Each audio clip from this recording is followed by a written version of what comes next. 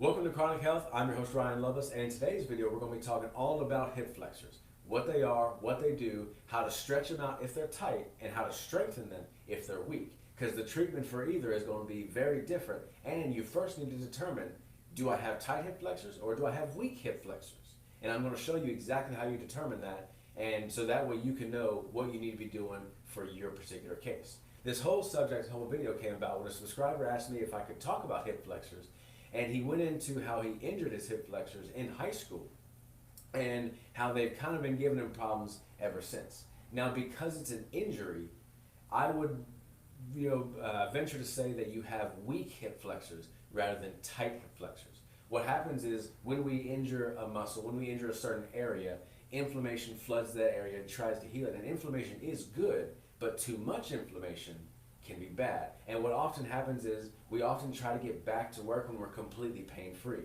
Well, what happens is when you injure a certain area, too much inflammation, too much help can go to the area, and because there's so much inflammation, then it doesn't receive the help that it needs, because too much of a good thing is a bad thing. And then whenever a part of our body gets hurt, if we don't rehab it properly, we're basically just going to continue to work on a weak area that we hurt, because your body says, hey, we hurt our hips, we want to make sure that doesn't happen again. So what happens is it'll either tighten up in that area or it'll overcompensate in other areas to try and make up for the weakness that had happened there, because whenever you get hurt you need to immobilize so that way it can be healed. But if we don't rehab and come back properly, the weakness in that particular area won't be addressed, because your body says, hey, we got hurt there, we want to make sure that doesn't happen again. So if it's because of an injury, I would venture to say that it's a weak hip flexor and not a tight one. But again, if you do the test I'm going to show you, it'll tell you exactly what you need to know. So first off, the thing we need to do is talk about, what are the hip flexors? Well, the hip flexors are a combination of 5 muscles. They're the iliopsoas, the rectus femoris, the TFL, the sartorius, and the adductor longus. Now, the 2 muscles that we're going to be talking about mainly in this video, and if you're talking about hip flexor discomfort, you're mainly talking about 2 separate muscles, and that's the iliopsoas and the rectus femoris. So the iliopsoas is the main muscle in the flexion of the hip, and what it does is actually a bit of a longer muscle. It connects into your lower back like the L2, L3, L5 vertebrae, or L2, 3, and 4 vertebrae. It connects into there. That's its origin, and it runs down through the pelvis and then connects into the leg itself, and it is involved with flexion of the leg. So, I'm standing in a neutral position now. If I were just to bring my leg up into a flexed position, the 5 muscles I just talked about would be involved in bringing it to a flexed position. Now, the reason why we're particularly talking about the iliopsoas and the rectus femoris is those muscles take it from a flexed position and then basically take it above 90 degrees. So from here to here, you're really incorporating that iliopsoas and that rectus femoris. The rectus femoris is one of the 4 muscles that makes up your quad. It runs across kind of on top right there, and it is involved with going from here to here. But when we're talking about hip flexor pain or discomfort, it's really from here to here that we have the issue, and that's what we want to focus on. I said earlier that it's important to determine if you have tight hip flexors or weak ones. So this is an easy test that you can do at home to determine if you have tight hip flexors. So first thing you want to do is you want to find yourself like a solid surface, a table, a bench. If you have an adjusting table like this, you of course use that. You don't want to use a surface that's too soft. Like, you don't want to do this on your bed, because what happens is if you sit on your bed, you'll sink in, and then you won't get accurate results, and you won't be able to see what you need to look for in this particular test. This test is called the Modified Thomas test, and it's super easy. You can do it at home. You can really do it anywhere that you have a solid surface. If you have something with a pad, that's what you want to do, because the table would be pretty uncomfortable. But all you're going to do is you're going to sit on the edge of it about mid-thigh, and then you're just going to roll back, bring your knees to your chest like so, and then when you're in this position and throughout the stretch, you'll want to make sure your low back is flat up against the surface. You don't want to arch it in any way, because again, that's not going to give you the result you need. So you're going to want to bring your hips up, make sure my low back is flat on the table, and then what you'll do is it doesn't matter which one you start with, whichever is best, because you'll check both just to be safe. So you'll let one leg down, and then you'll continue to hold on to your other knee, hold it close to your chest.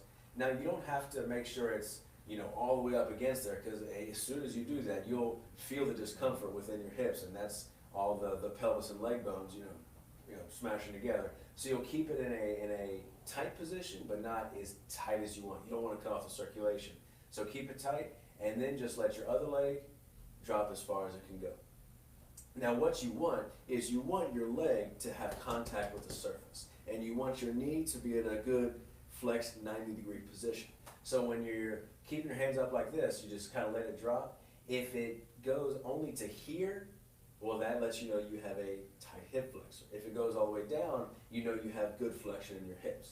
Now, if your leg doesn't go all the way down, one thing you want to do is straighten out your leg, and then if straightening out your leg lets it go down, well, then you know you have a tight quad problem. But if straightening out your leg doesn't do anything, if it still stays above the surface, that lets you know that you have a tight hip flexor problem. So then again, what you want is just let it drop down, let the flexion go on your knee, and you'll want your leg to touch the surface. And then you'll do this with both legs just to make sure that you have symmetry within your hip flexors, because my left one could be good and loose, but then my right one's where the tightness happens. Like I said earlier, Caleb, the subscriber that asked me about this question, let's just say he hurt his right one, but his left one's fine. So whenever he's doing his various workouts, he might just feel the pain right here, which the reason why asymmetry is bad is because if I'm doing a workout or walking or just living life, what's going to happen is your body is going to overcompensate because one side is weak. Now, your body's number one concern is to keep you going, and if it can keep you going at all times, that's its main concern. So what happens is if this side is weak and this side is strong, what's going to take place is this side is going to try and overcompensate. Your pelvis might get out of whack, and then your body will try and compensate for itself because of an injury or weakness. It's trying to protect that weakness as much as it can to, again, make sure it doesn't happen. It's trying to protect that so it'll overcompensate in other areas. And that's can be part of where if you're walking, your hips should stay level. Your hips should always be in a firm, stable position. But if something is weak in your hips, your gluteal muscles, your low back, if something's weak, your hips will actually drop whenever you take a step. Why? Because that side might be weak. So make sure you test both sides whenever you're doing this test. Super easy. You can do it at any time. You can do the exercises I'm going to give you, and you can continuously do it, see if they're tight. You can do it at any time you want to. It's up to you. So that was all talking about tight hip flexors, but what do we do if you have weak hip flexors? If you did the Bonafide Thomas test like I just showed you, and you say, hey Ryan, my legs touching the surface on both sides, I seem to be good there, but I'm still having some discomfort. Well, you might have weak hip flexors, and this is how you test to see if you have weak hip flexors. So what you're going to do is you're going to find a table, a chair, something basically that you can prop your leg up on. And what you'll want is you'll want to either have your leg at 90-degree angle, or just slightly above. I like to have it in this position because, again, from here to here, I'm incorporating those 5 muscles I talked about at the beginning. But then from here upward, I'm really focusing on that iliopsoas muscle and the rectus femoris muscle.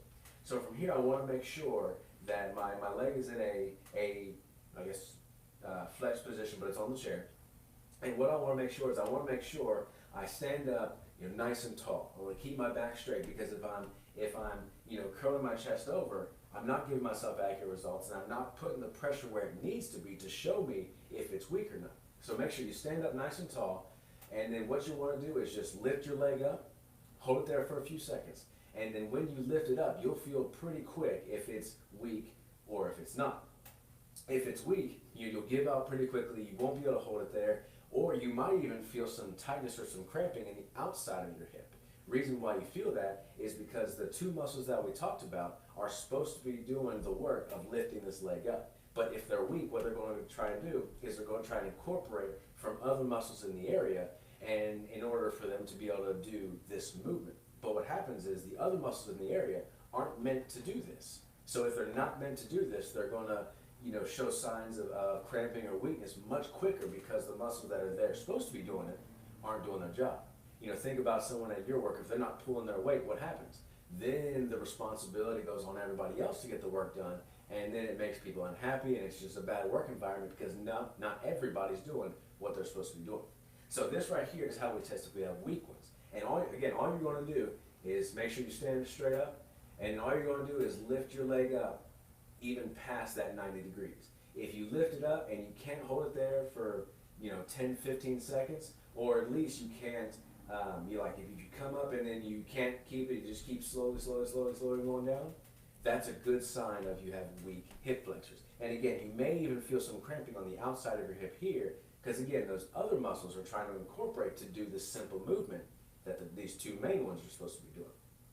So again, you'll just lift it up, and if you can keep it there, fairly comfortably, I guess, then you know that you have pretty strong hip flexors. But if you can't hold it here for at least 10 to 15 seconds, that's a good indication you have weak hip flexors. And again, I can't stress enough to you want to stay in a tall, upright position, as so that way you get accurate information, you get a good accurate test for your weak hip flexors. So that's how we test for weak hip flexors. So now what we're going to do is I'm going to show you that if you have tight hip flexors, how you stretch those out to make the tightness, go away and deal with that side of the problem. So now what we want to do is now we want to stretch out those tight hip flexors. So what we're going to do is we're going to start in this position, and then you've probably seen this before, but what the main error that people make in doing this type of stretch for specifically the hip flexors is what they'll do is they'll tell you to get here and then just lean forward. So what happens is in this position, again, you want to keep that tall, good postured upright position, and then they'll tell you just to lean forward. Now what happens with that is, number one, you could lean pretty far forward and feel absolutely nothing. Like I don't feel it at all in my hip flexor right there. But what also, another thing you'll do is, you'll see that how my back goes from a nice straight position to I really gotta bend it back to stay up right there. Because again, you don't want to do this because that's not really getting a stretch. And I feel it more right here than right here. But what you want to do is when you get in this position, you'll want to squeeze your glutes and squeeze your abs at the same time. And what that does is that takes your pelvis and puts it in a slightly posterior tilted position. The reason why that's important is because, like I mentioned earlier, the iliopsoas connects into your low back and then goes down through your pelvis and connects into your leg muscle, right down here. So then what that happens is when your pelvis gets in a slightly posterior tilt position, it puts your iliopsoas in even more of an elongated position. So by squeezing the glutes and squeezing the abs, I slightly put that, and you'll feel it right away how it almost, as soon as you squeeze, you feel your pelvis go back just a little bit. So you'll squeeze your glutes, you'll squeeze your abs, and you'll be in that position, and then as soon as you do that, you'll move your body forward and hold. So you'll go here, and as soon as you do, you'll feel it. I mean, you don't need much movement at all when you do it like that. Stay in that nice tall upright position, and then you'll feel the stretch right here. You'll hold that stretch for about 30 seconds. Do it for 30 seconds, and you'll do, 2-3 sets, whatever feels comfortable. Hold it for 30 seconds, and then come back in a relaxed position. And then again, squeeze your glutes, squeeze your abs, and then come forward again. And you'll really feel that in there when you do this properly. And again, whenever you do a stretch, I always recommend stretching both sides just so you get that good symmetry. But then as you do the test, like I said before, you might see that one side is more tense than the other. So that one you'll really want to focus on, and in all these stretches, you want to make sure you keep good form. That way you're getting the stretch where you need to, and also you're not wasting your time. Bad form just wastes your time, but good form is a good use of your time. That's how you really get what you're after. You don't waste your time doing something that you don't even need to be doing. So now the second stretch that you do is the modified Thomas test, and this is one of the cool examples where the test becomes the exercise. So again, we already discussed what to do in the beginning. Sit mid-thigh, roll back, bring your knees up to your chest, and then let gravity do its thing. Just drop your leg, and you'll basically just let it hold there. And you'll let it hold there for 30 seconds, just like the other one, 30 seconds, for 3 sets, and then you'll bring it back up, switch sides. Let it go down there. Make sure you keep your knee close to your chest, but again, you don't have to be touching your chest, just in a comfortable position. Let it sit there for 30 seconds, let gravity do its work, and get a good, nice stretch that way. And that's something cool because you can do the test and the stretch at the exact same time. Alrighty, so now we're going to talk about the exercises you need to do for weak hip flexors. If you did the chair test and you found out that your hip flexors are weak, here's 2 exercises that you can do, again, at home, that'll strengthen your hip flexors and get you to a place where it'll completely take away your discomfort because you've diagnosed and tackled the actual problem of whether they're tight or weak. So this first one is you're going to get on your table, get on your surface, and you're going to sit like that, brace yourself with your hands behind you, and then basically what you're going to do is you're going to keep your legs straight, or whatever leg you're exercising. This is going to be my left. So keep that left leg straight, and I'm just going to lift it up. I mean, just a few inches off the table, and you'll instantly feel that pressure right here in your leg. And this really will tackle that rectus femoris muscle that comes across your thigh like that. This will really tackle that. You'll feel it right away. Just lift it up, and then what you'll do is you'll hold for 2 seconds, go back down. 1, 2, go back down. Up, 1, 2, and you'll do that for about 10 reps, 3 sets apiece. Now what you can do if you want to make this just a little bit tougher is you can come up, you can go out, back in, and then down. Now make sure you keep good form throughout, and actually one thing I just noticed is that when I came up and out, I dropped my leg just a little bit, and that's what you don't want to do. You want to keep that flex position the entire time, focus on it, and then back down. And you'll do that for both legs, 10 reps with 2-second holds, and then you'll do that for 3 seconds apiece. So here's exercise number 2 if you have weak hip flexors, and this is another example where the test becomes the exercise. What you'll do is you'll get your chair, put your leg back up on it, keep that tall upright position, and all you're going to do is lift your leg up just to see how we tested the weakness of it. We're going to do the exact same thing. We're going to lift it up, and then you'll again hold it for 2 seconds. So we'll go back down, hold it, 1, 2, 1, 2, and then you'll do that for 10 reps with 2-second holds, and you'll do 3 sets of those. If you do that and you find out, well, it's getting pretty easy, I want to do something a little more, you can increase it to 15 reps, or you can get a really light ankle weight, put it around your ankle, and then do the exact same thing. Now, whenever you're working out muscles, like smaller muscles that's in a very, controlled position like this, you don't want to add a whole bunch of weight. If you have I think they make like 2.5-pound ankle weights. If you had a 2.5-pound ankle weight, that'd be perfect for this because you're just trying to increase the strength of it without injury. If you add too much weight, that's not going to be good. You're not really going to be helping you. But if you make slight progressions of lift it up with no weight, and then get a small ankle weight on there, a little bit of resistance, and then lift it up like that, you'll be building it up and rehabbing it in a very healthy manner that's going to help you in your everyday life. And Caleb, if you do these things, whether you have tight or weak hip flexors, you'll stretch them out, you'll strengthen them, and then you'll be stronger in the long run. Whether you're playing sports again or you're working out in the gym, this will be something that'll build you a strong base so that way you can go even farther than you did before. Thank you for tuning into my channel today. If this video helped you out or you learned something new, let me know all about it in the comments below. I post videos every Tuesday morning. If you want to know right when my videos go up, subscribe to my channel and hit the bell icon. Remember, what you think, what you eat, and what you do will all lead to a life of chronic health. Thank you for watching, and I'll see you next time.